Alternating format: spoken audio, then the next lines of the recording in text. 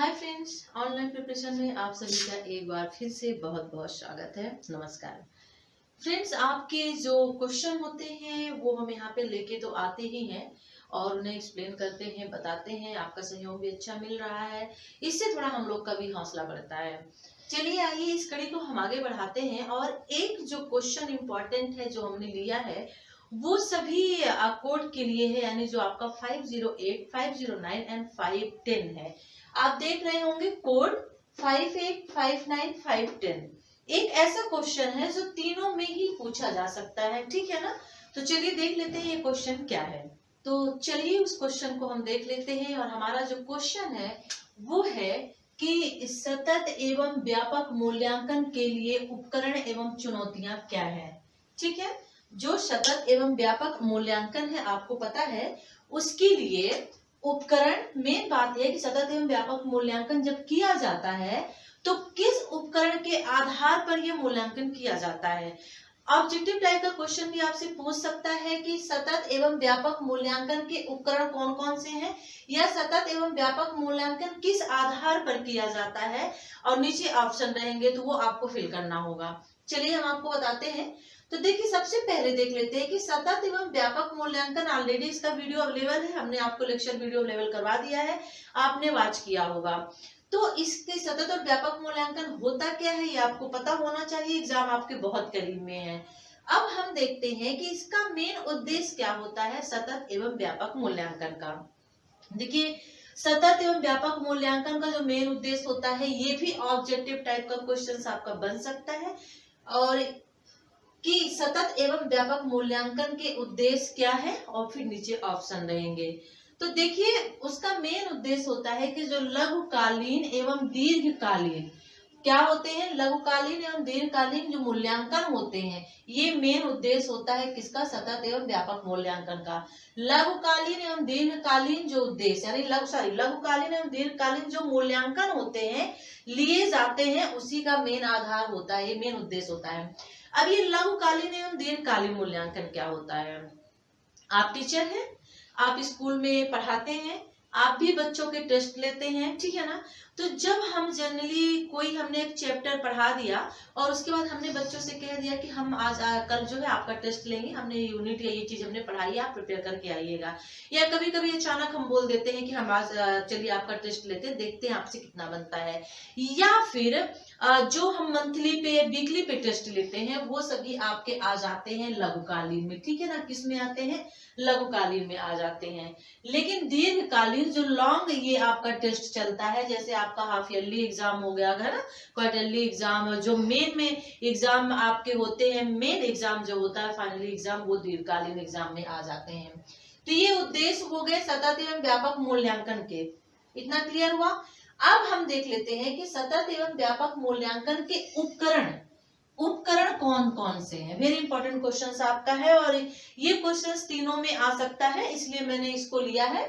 तो सतत एवं व्यापक मूल्यांकन के उपकरण की यदि हम बात करते हैं तो इसके दो उपकरण हैं, वो कौन कौन से हैं।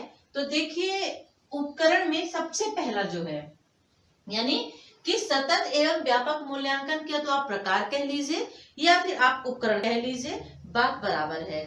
तो यहाँ पे रचनात्मक एवं योगात्मक मूल्यांकन, दो मूल्यांकन होते हैं, आप पहले भी इसे पढ़ चुके हैं, ठीक है ना।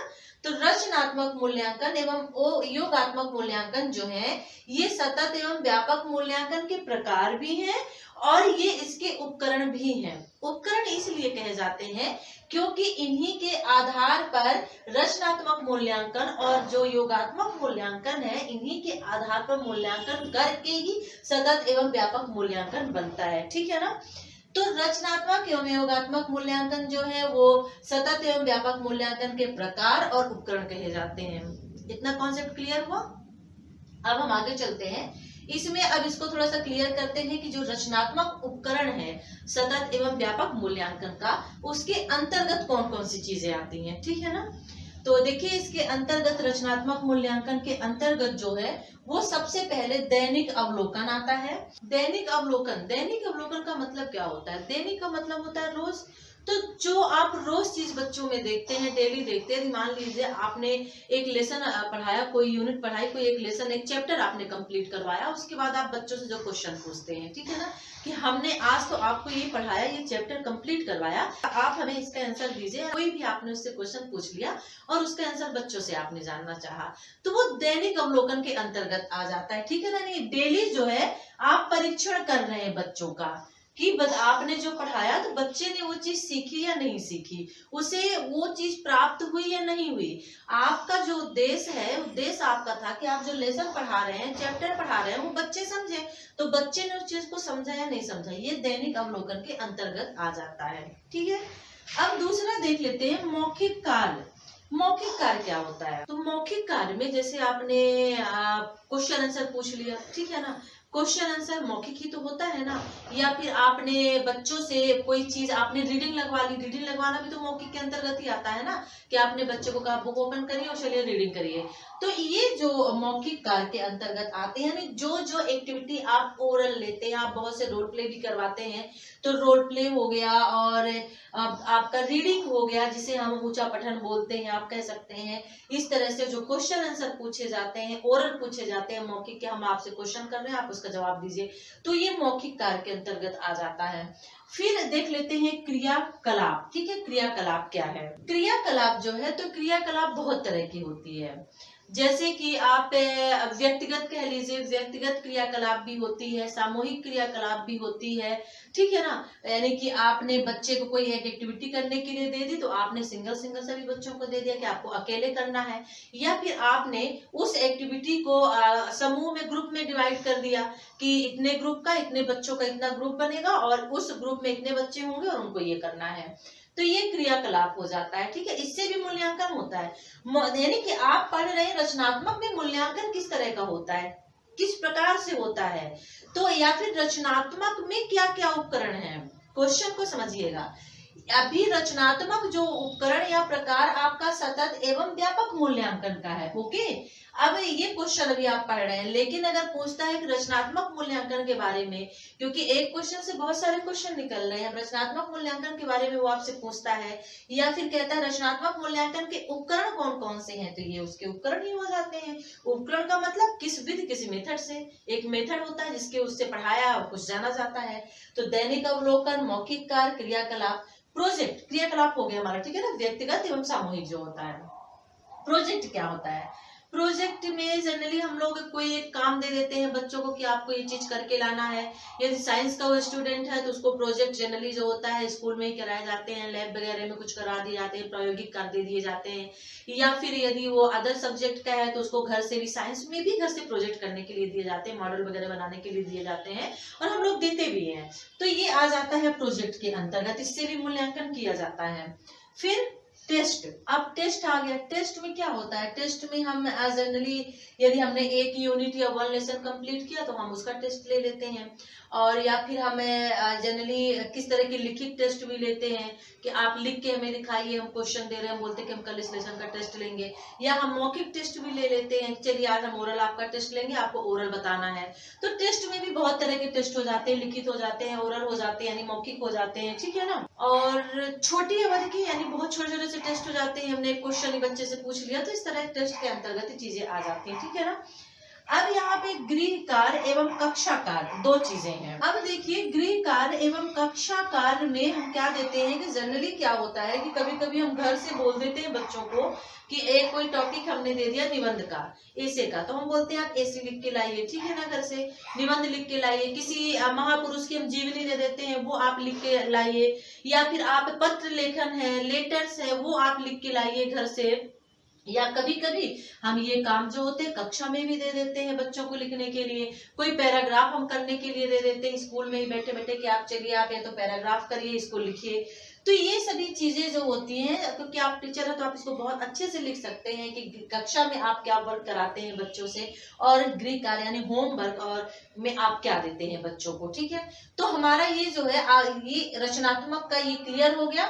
आई थिंक इतना समझ में आ गया। क्वेश्चन है सतत एवं व्यापक मूल्यांकन के लिए उपकरण एवं चुनौतियां। तो अभी सिर्फ हम उपकरण देख रहे हैं।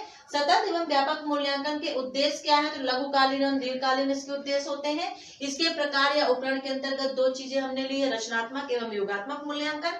अब हम रचनात्मक मूल्यांकन के बारे में देख रहे हैं कि रचनात्मक मूल्यांकन कैसे किया जाता है, या फिर रचनात्मक मूल्यांकन के कौन कौन से उपकरण होते हैं, या फिर रचनात्मक मूल्यांकन क्या होता है। तब भी आपको यही कर देना होगा। कैसे किया जाता है, उपकरण क्या होते हैं, तो आपको ये पॉइंट में लिखने होंगे। और यदि पूछता है कि क्या है, तो आप पॉइंट में मत लिखिए, आप इसको डिटेल में डिस्क्राइब करके लिख दीजिए, ठीक है ना। मार्क्स आपके 100% डन है। अब हम देख लेते हैं इधर चल के योगात्मक मूल्यांकन, ठीक है, कि योगात्मक मूल्यांकन क्या है। अब देख लेते हैं योगात्मक मूल्यांकन। एक्चुअली योगात्मक मूल्यांकन जो होता है, हम रचनात्मक मूल्यांकन हम पढ़ाते वक्त करते हैं, पढ़ाते वक्त किसी भी वक्त हम कर सकते हैं इसका रचनात्मक मूल्यांकन का, पढ़ाते वक्त किसी भी वक्त कर सकते हैं। लेकिन योगात्मक जो मूल्यांकन होता है एक अवधि में होता है ये, ठीक है ना। जैसे हाफ ईयरली में कोई हमने सेमेस्टर कंप्लीट किया तो उसके बाद जो मूल्यांकन होता है, ठीक है ना, वो क्या होता है कि कोई हमने इकाई कंप्लीट कर ली, यूनिट कंप्लीट कर ली, ठीक है ना, तो ये योगात्मक मूल्यांकन उसके बाद किया जाता है। तो इसमें हम देख लेते हैं, इसमें है लिखित प्लस मौखिक प्लस प्रायोगिक। इसीलिए क्यों है ये, हमने आपसे कहा ना कि हमने यदि एक यूनिट या एक सेमेस्टर जो है हमने कंप्लीट कर लिया, तो एक सेमेस्टर में क्या क्या चीजें होती हैं। आपने एग्जाम दिया डीएलएड का और आपने फर्स्ट सेमेस्टर कंप्लीट किया, तो उसमें आपने लिखित एग्जाम भी दिया, ठीक है ना। मौखिक भी एग्जाम ओरल भी कहीं कहीं पे होते हैं, और प्रायोगिक यानी प्रैक्टिकल भी आपने दिया। तो जो योगात्मक मूल्यांकन होता है वो लिखित, मौखिक और प्रायोगिक इन तीनों के साथ में चलता है, क्योंकि सेमेस्टर वाइज होता है। जब एक सेमेस्टर खत्म हो जाता है तब इसके बाद इसका मूल्यांकन किया जाता है योगात्मक का, इसीलिए इसका नाम योगात्मक है। योग किया जाता है कि अब आपने फर्स्ट सेमेस्टर में कितने नंबर पाए। इसी तरह से दूसरा इसका देख लेते हैं कि पहले एवं दूसरे सत्र के अंत में होता है, ठीक है ना। ये जो मूल्यांकन होता है, जो पहला सत्र होता है उसमें होता है, तथा जो दूसरा सत्र होता है उसके अंत में होता है। जैसे आपने डीएलएड दिया तो आपने एक सेमेस्टर जो है वो पहले सत्र में दिया, और फिर दूसरा जो सेमेस्टर है वो आपने दूसरे सत्र में दिया, यानी कि दूसरे सत्र के अंत में दे दिया। तो इस तरह से सत्र वाई यानी कि सेमेस्टर जो होते हैं वो चलते रहते हैं, ठीक है ना। तो इसमें योगात्मक में हमने लिखित, मौखिक, प्रायोगिक इन तीनों चीजों को देखा, क्योंकि ये जो होता है आपका 6 मंथ में, आप समझ लीजिए कहीं ना कहीं पे 5 मंथ में, कहीं पे 6 मंथ में, या कहीं पे ईयरली जो सेमेस्टर जिस हिसाब से होते हैं उसके हिसाब से चलता है। तो सेमेस्टर में जो जो चीजें होती हैं, रिटन होता है, ओरल होता है, और प्रायोगिक जो आपका प्रोजेक्ट होता है वो होता है, ठीक है ना। यहाँ पे मौखिक में आप प्रैक्टिकल भी कर सकते हैं, प्रायोगिक हालांकि यहाँ पे आप कर सकते हैं प्रोजेक्ट के लिए पहले एवं दूसरे सत्र के अंत में। ये हो गया योगात्मक आपका। आई थिंक इतनी चीजें क्लियर हो गई होंगी कि सतत एवं व्यापक मूल्यांकन के लिए उपकरण एवं चुनौतियां क्या है। तो हमने अभी देखा है उपकरण, हमने आपको देश भी बता दिए, प्रकार इसके जो है, जो इसके प्रकार होंगे सतत एवं व्यापक मूल्यांकन के, वही आपके इसके उपकरण बनेंगे। अब चलिए देख लेते हैं चुनौतियां, क्योंकि इसमें जगह कम है, इसको इरेज करते हैं। यहाँ पे हम आपको बताते हैं चुनौतियां, किसकी चुनौतियां क्या है। तो फ्रेंड्स चलिए अब देख लेते हैं आपका चुनौतियां, ठीक है ना। अभी हमने क्या देखा था, उपकरण देखा था किसका, सतत एवं व्यापक मूल्यांकन के। तो कौन कौन से उपकरण थे, चलिए बताइए। उपकरण थे यानी कि रचनात्मक और योगात्मक उपकरण, जो उसके प्रकार के अंतर्गत ही आते हैं। फिर उन दोनों में हमने देखा कि उसके अंतर्गत किस तरह से मूल्यांकन किया जाता है, ठीक है ना, तो वो उसके उपकरण हो गए। अब हम चुनौतियां देख लेते हैं कि यदि एक सतत एवं व्यापक मूल्यांकन होता है या एक मूल्यांकन होता है, चाहे वो रचनात्मक हो, योगात्मक हो, तो कौन कौन सी चुनौतियां सामने आती है, कौन कौन सी कठिनाइयों का सामना करना पड़ता है एक टीचर को मूल्यांकन करते वक्त। तो सबसे पहले देख लेते हैं बड़ी कक्षाएं, ठीक है ना। बड़ी कक्षाओं से तात्पर्य यहाँ पे ये है कि जहाँ पे बहुत बड़ी कक्षाएं होती हैं, यानी विद्यार्थियों की अधिकता, जहाँ पे स्टूडेंट बहुत ज्यादा होते हैं, वहां पे भी मूल्यांकन करना थोड़ा मुश्किल हो जाता है, क्योंकि वहां पे मूल्यांकन जो होता है बहुत ज्यादा टाइम लेता है। यानी जितने ज्यादा स्टूडेंट होंगे, जितनी ज्यादा बड़ी कक्षाएं होंगी, कक्षा बड़ी होने का मतलब यहाँ पे ये नहीं है कि एक उसको आप एरिया में देखें। बड़ी कक्षा का मतलब ये होता है कि ज्यादा स्टूडेंट का, ठीक है ना। और जहाँ पे ज्यादा स्टूडेंट होते हैं वहां पे भी मूल्यांकन करने में भी बहुत सारी परेशानियों का सामना करना पड़ता है। दूसरा देख लेते हैं अनुपात। अब अनुपात यहाँ पे किस चीज का देखा जाएगा, तो अनुपात यहाँ पे जो है ये हमने इसीलिए लिख दिया है सी और सी, यानी शिष्य और शिक्षक के बीच में। तो अनुपात जो है एक स्टूडेंट और टीचर, एक छात्र और शिक्षक के बीच में जो देखा जाता है, ये भी एक बहुत बड़ी चुनौती है मूल्यांकन करने में। कि जनरली हम देखते हैं कि जो स्टूडेंट है, छात्र की संख्या तो ज्यादा होती है, जैसे हमने देख लिया बड़ी कक्षाएं, यानी कि अब यहाँ पे स्टार्टिंग शुरू से ही हो गई कि यहाँ पे स्टूडेंट की संख्या ज्यादा है। अब उसके बाद अनुपात आ जाता है, क्योंकि स्टूडेंट तो ज्यादा है लेकिन टीचर कम है। एक क्लास में अगर हम आज की बात करें, प्राइवेट स्कूल की हम बात करें, तो एक क्लास में और 3 सेक्शन में 1 सेक्शन में कम से कम 60 के समथिंग, किन्हीं किन्हीं स्कूलों में ऐसा देखने को मिलता है कि जहां पे सिर्फ 30 या 40 स्टूडेंट 1 सेक्शन में होते हैं। वो रूल यदि स्ट्रिक्ट बना के रखते हैं, जनरली नहीं तो 50 के ऊपर या 40 के ऊपर ही 1 सेक्शन में स्टूडेंट होते हैं, टीचर सिर्फ एक। तो ये भी एक बहुत बड़ी चुनौती है कि स्टूडेंट जो है वहां पे बहुत ज्यादा है और उनके मुकाबले जो टीचर है वो कम है, ठीक है ना। तो यदि हम पूरे स्कूल में देख लो तो इतने सारे स्टूडेंट के बीच में भी टीचर कम होते हैं। और इसी तरह से शिक्षार्थियों में विविधता। अब सबसे बड़ी चुनौती होती है मूल्यांकन की, सबसे बड़ी चुनौती ये होती है शिक्षार्थियों में विविधता। शिक्षार्थियों में विविधता का मतलब क्या है, यानी कि एक क्लास में बहुत सारे जब बच्चे होते हैं, बहुत सारे बच्चों में सभी बच्चे अलग अलग तरह के होते हैं। कुछ बच्चे जो होते हैं नॉर्मल एक्टिविटी करते हैं, नॉर्मल होते हैं। कुछ बच्चे जो होते हैं उनकी एक्टिविटी नॉर्मल बच्चों से अलग होती है। कुछ हैंडीकैप होते हैं, थोड़ा कुछ मेंटल होते हैं, विकलांग होते हैं, ठीक है ना। विशिष्ट आवश्यकता वाले बच्चे जो होते हैं, मतलब बहुत तरह के बच्चे होते हैं, किसी चीज को बहुत जल्दी कैचअप कर लेते हैं, कैच करते हैं, कुछ नहीं कर पाते। यानी आप खुद टीचर है तो आप समझ सकते हैं कि एक क्लास में कितनी तरह के बच्चे होते हैं और उन सभी बच्चों का हमें मूल्यांकन करना होता है। तो शिक्षार्थियों में जो विविधता होती है, क्लास में जो विविधता होती है, वो भी एक बहुत बड़ी चुनौती होती है मूल्यांकन करने की। क्योंकि हम चुनौती जो पढ़ रहे हैं मूल्यांकन की पढ़ रहे हैं। यदि क्वेश्चन आता है कि मूल्यांकन करते वक्त एक शिक्षक को किन चुनौतियों का सामना करना पड़ता है, मूल्यांकन करते वक्त किन कठिनाइयों का सामना करना पड़ता है, तो आंसर आपका यही होगा। सतत व्यापक आए या ना आए, यदि मूल्यांकन शब्द उसमें आ गया है और चुनौतियां या फिर कठिनाइयां आ गई हैं, तो आपका आंसर यही होगा, ठीक है ना। तो विद्यार्थियों में बहुत सारी विविधता, बहुत तरह के बच्चे होते हैं और फिर उनका मूल्यांकन करना, एक एवरेज बच्चे का, सामान्य बच्चे का अलग मूल्यांकन करना, फिर जो उससे कम बच्चे हैं उनका अलग मूल्यांकन करना, तो ये भी एक मेन चुनौती होती है। समय का अभाव, और ये भी इम्पोर्टेंट है। जनरली क्या होता है कि मूल्यांकन तो होता ही है लेकिन उसमें टाइम बहुत कम दिया जाता है मूल्यांकन के लिए। यदि हम आज की बात करते हैं तो हम जनरली देखते हैं जो प्राइवेट स्कूलें होती हैं उनमें एग्जाम्स होते हैं, ईयरली एग्जाम्स चल रहे हैं, ईयरली एग्जाम्स के 2 डेज या 3 डेज बाद ही सीधे रिजल्ट आ जाते हैं। ये होता है समय का अभाव। मूल्यांकन करने का भी टाइम नहीं दिया जाता है, इतना ज्यादा प्रेशर डाला जाता है, उनको टाइम एक दे दिया जाता है अल्टीमेट कि नहीं आपको जो है कि 2 दिन में या 3 दिन में हमें आपको रिजल्ट कंप्लीट करके देना ही है। तो समय का एक अभाव भी होता है और ये भी एक कठिनाई होती है मूल्यांकन करने में, ठीक है ना। शिक्षण अधिगम संसाधन, अच्छा शिक्षण अधिगम संसाधन भी मूल्यांकन करने को, मूल्यांकन करते वक्त बहुत, क्योंकि जैसे आपने प्रायोगिक मूल्यांकन दिए, ठीक है ना, तो उस वक्त जो शिक्षण अधिगम यानी शिक्षण कराने के, सिखाने के जो भी साधन होते हैं, पढ़ाने के जो मेथड होते हैं वो भी उस वक्त अवेलेबल नहीं होते हैं। तो एक ये भी चुनौती कठिनाई हो गई। और लास्ट में है मॉनिटरिंग एवं फीडबैक देना, यानी एक फीडबैक देना भी मूल्यांकन के लिए, टीचर के लिए मूल्यांकन में थोड़ा सा चुनौती भरा हो सकता है। फीडबैक का मतलब होता है कि बच्चा जो है वो किस तरह का है आपको बताना है। तो अगर यदि बच्चा पढ़ने में अच्छा नहीं है तब भी हम उसे इस तरह फीडबैक नहीं दे सकते, ये रूल भी है, हम उसे इस तरह फीडबैक नहीं दे सकते हैं। थोड़ा इस तरह से फीडबैक दिया जाए कि उसे वो हतोत्साहित भी ना हो, निराश भी ना हो, हमारे फीडबैक से वो हर्ट भी ना हो और वो समझ भी जाए कि हम क्या कहना चाह रहे हैं। तो ये भी एक चुनौती भरा कार्य होता है।